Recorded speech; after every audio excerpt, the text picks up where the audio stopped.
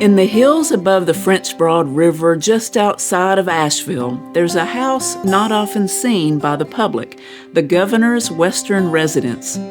This fall, as the mountains continue to recover from the force of Hurricane Helene, we came here to talk not about politics, but about presence, about what it means to be rooted to a place.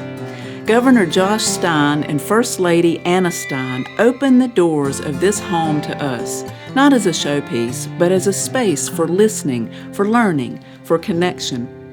This is a story about resilience, about the people and places that shape Western North Carolina, and about the signs of hope rising just as these ridges rise around us. I'm Elizabeth Hudson, Editor-in-Chief of Our State Magazine, and I'm here with Governor Josh Stein and First Lady Anna Stein at the Governor's Western Residence in beautiful Asheville, North Carolina.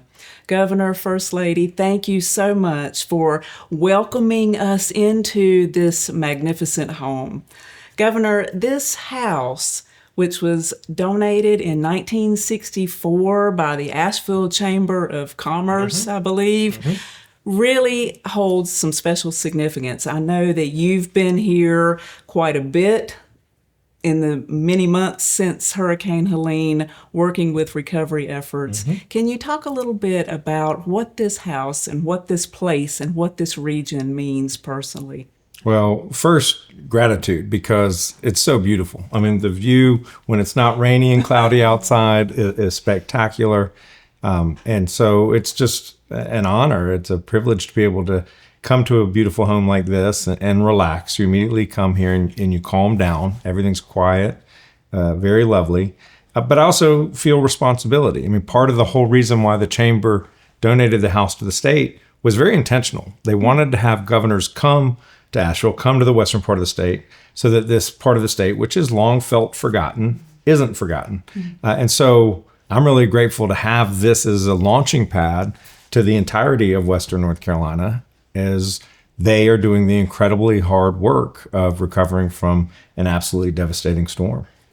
When you walk through this house and you look out over these mountains when it's not raining, what sort of thoughts or emotions really rise to the surface?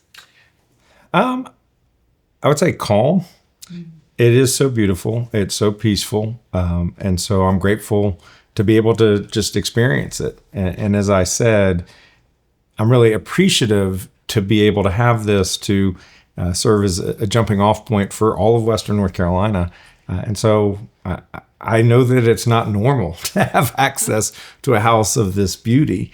And so I'm just grateful to have that opportunity. I think we're one of the few states that actually has a second governor's residence, right? I think there are only maybe 4 in all of the United States. So it's amazing that North Carolina has one of those spectacular residences. We're very proud. I'm curious, for you also, what makes this place feel like home? Well, I love the mountains. I've always loved the mountains. That's one of the things that Josh and I bonded over when we first met. And so just being up here, the beautiful trees. I love the trees. I love the smells of the mountains when I walk the dogs. Because you're from Surry County, right? So I was born in Surry County. Yeah. And then my grandfather had a house in Allegheny, which is right near Surry. And that's where I would spend summers. Allegheny, Wilkes. Right. So I feel very much at home. Yeah. How do you feel about the bears? Yeah. The bears I'm not used to. That has been something different that I'm not used to in the mountains. We got in last evening and there's this beautiful bench down the hill. And we were watching the sunset, and then Anna's looking over my shoulder and said, "There's a bear!" And so we had to run back into the house to escape. We're welcoming to everybody, right? All creatures, great and small. Can you talk a little bit about maybe what's one detail? I'm thinking of maybe a sound or an object or a view from this place that really seems significant or is meaningful to either one of you. Well, normally there are 2 chairs that sit here into the living room. And what I always do when I come in is I immediately turn it around around so that I can read and face outside. I read a lot. And so I like to be able to read and look up and be like, that is amazing. Right. Yeah. Right. I love the wood paneling in this house. It brings nature from the outside inside. And I also love the North Carolina crafts and furniture that's in this house. A lot of beautiful pottery. There really is. I was noticing that beautiful pottery, beautiful wood-crafted pieces. It's just an inspiring environment to be in that feels very much of the mountains, I think. When you're in Raleigh, how does it compare to the feeling, the pace? What's different when you're in Raleigh or when you're here? It is much slower internal RPM here, I feel like, which is ironic given the amount of work that there is to do here, but you can't help but breathe a sigh of relief. Right. And we need that. Yes, Right. right.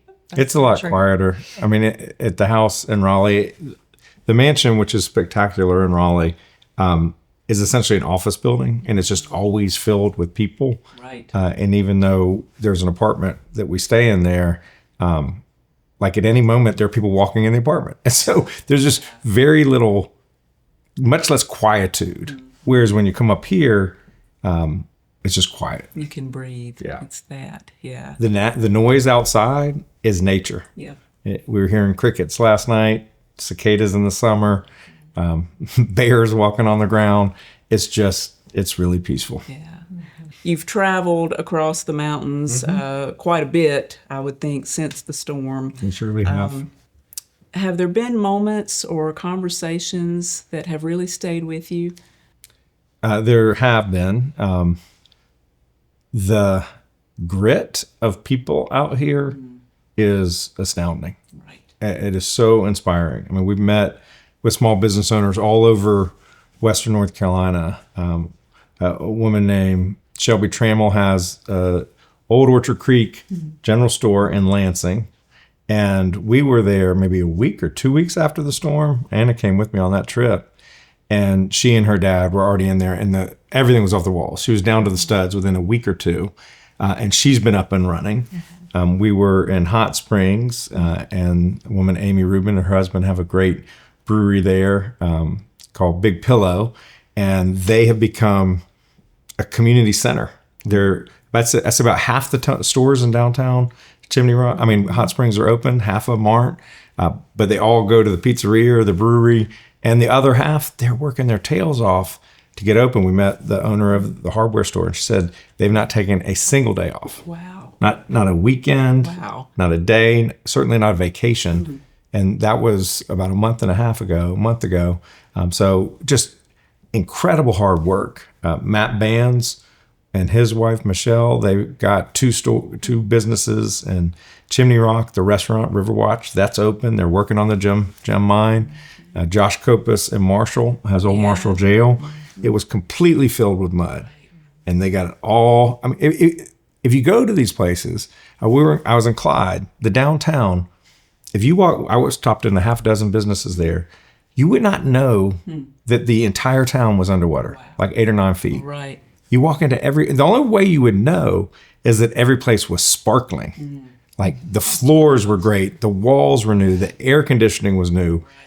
They worked so hard to reopen their doors and say to the country, we're open for business. And so what we've been trying to do, and there's an ad campaign called Rediscover the Unforgettable, we're just trying to remind North Carolinians, remind America that this place is open.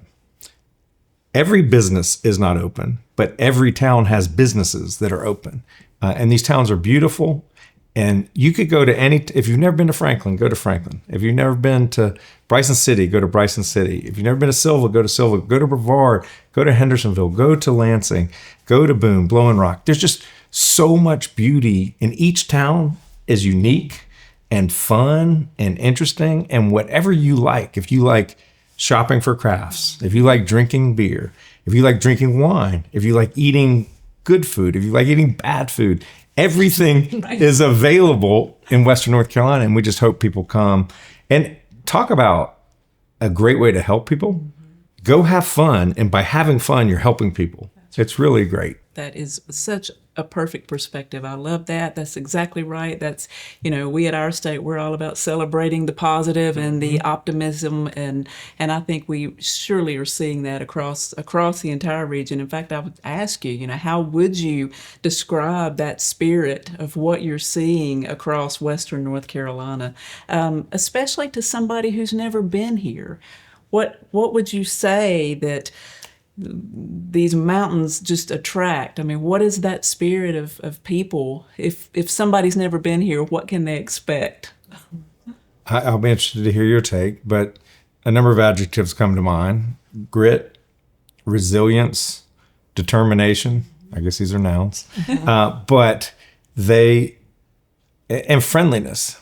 And there's a certain informality which actually suits Anna and me. We're just not super formal people.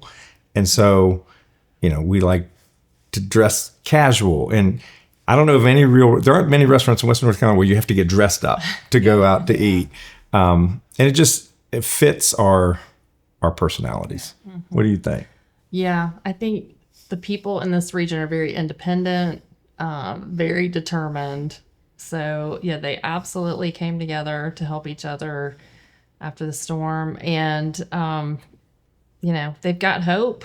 They're hanging on to hope that we can turn things around and get visitors back here, because that's really what we need is visitors. We all feel it when we're here, and it's just wonderful and amazing. The October issue of Our State is all about hope, as you just said. I'd like to hear what gives you both hope for the future of Western North Carolina. It is the people, and they absolute determination that they're going to come back. And in a lot of these communities, there wasn't even a question. If you went to Chimney Rock, it still has a lot of challenges, but half those restaurants, stores, they're open. But there was never a moment's doubt that they were going to come back. I think a lot of other people in a lot of places would say, you know what? I have my run. This just isn't going to work. I'm going to go do something else. But there's total determination. And honestly, that inspires me. When you see people working as hard as they're working, with the urgency that they're working, and with the heart, the way that they're helping each other and lifting each other up, it just means that we've got to meet them where they are. And we've got to come at the recovery work with the same degree of urgency, with that focus and with that determination to help people, because the quicker we can do what it is we do, the quicker we will help folks get back on their feet. And the sooner we all can just embrace everything that is just so wonderful about being here. And I'm grateful to be here with the two of you. Thank you for taking the time with us at Our State. And we're just excited for what's to come, and the optimism and the future and the hope, and just so happy and proud to be a part of Western North Carolina. Can I say one thing? I really like that you're focusing on the hope, because it was a 24-hour storm that left weeks of devastation. And there were some people, in fact, I met 3 different Ashleys, Ashley Cook in Avery County, Ashley Gallagher in Watauga, and Ashley Newcomer in Henderson. They were each different. Ms. Newcomer is a principal at elementary school. Ashley Gallagher has an indoor skate park. She's a skater. And Ashley Cook's just a neighbor. And in the weeks that followed, each of them became a community resource center. The elementary school got turned into, the gym was like a Walmart. All the clothes, all the food, all the diapers, anything you needed.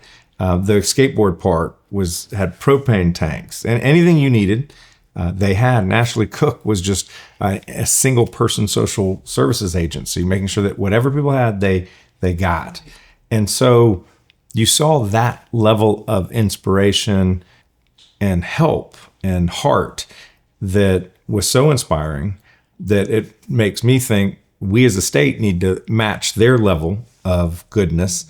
But we're now to the point where it's about kind of returning to normalcy, where the businesses have worked so hard to clean out the muck and bring in the new HVAC and a new floor and all the new inventory. And they've worked so hard, and their doors are open, and they're saying to folks, come come visit, come shop, And come enjoy. and enjoy. And come be. Exactly. And so that's where we are in the recovery. It's not that people need bottled water anymore. What they need is our commerce. They really need our help because this is their money-making season. From October to December, those are two of their biggest months. July, the other big month. So we need them to have huge months in October. 6 out of 7 small businesses have not achieved the earnings that they did before the storm. So I just hope that all the people who are watching this say, you know what? Let's go to Western North Carolina and enjoy the most beautiful place to experience the fall foliage. Mount Mitchell State Park is reopened. Fabulous. The parkway from Asheville is connected back to Mount Mitchell. 100% of our state parks are open for visitors. Come here, have fun, spend a lot of money, and you'll have a great time. Here, here. Thank you both so much. It's been an honor. Thanks, Elizabeth. In times of loss, we look for light. In these mountains, the light breaks through in unexpected places, in stories shared, in hands joined, in doors opened. Western North Carolina is not defined by what it has lost, but by what remains, its people, and the deep sense of belonging that calls us home.